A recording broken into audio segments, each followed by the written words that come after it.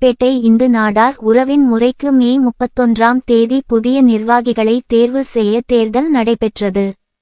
தேனி மேலப்பேட்டை இந்து நாடார் உறவின்முறை தமிழக அளவில் நாடார் உறவின்முறைகளில் 3வது மிகப்பெரிய உறவுமுறை சங்கமாக உள்ளது. பல ஆயிரம் கோடி ரூபாய் சொத்துக்கள் உள்ளன. 15 கல்வி நிறுவனங்கள் உள்பட மொத்தம் 25 நிறுவனங்கள் உள்ளன. இந்த சங்கத்திற்கு 3 ஆண்டுகளுக்கு ஒருமுறை நிர்வாகிகளை தேர்ந்தெடுக்கும் தேர்தல் நடைபெறும். இந்த ஆண்டு தேர்தல் மே 31ஆம் தேதி நடந்தது. தேனி மேலப்பேட்டை இந்து நாடார் உறவின்முறை ஆண்கள் மேல்நிலைப் பள்ளியில் ஓட்டுப்பதிவு நடந்தது. அன்றே ஓட்டுக்கள் எண்ணப்பட்டு முடிவுகளை அறிவிக்க உள்ளனர். இதற்காக 2 அணியினர் போட்டியிடுகின்றனர். முதல் அணியில் 16 பேரும் 2ஆம் அணியில் 16 பேரும் களம் இறங்கி உள்ளனர். போட்டியிடுபவர்கள் சங்க உறுப்பினர்களின் வீடுகளுக்கே நேரடியாக சென்று ஓட்டு சேகரித்தனர்.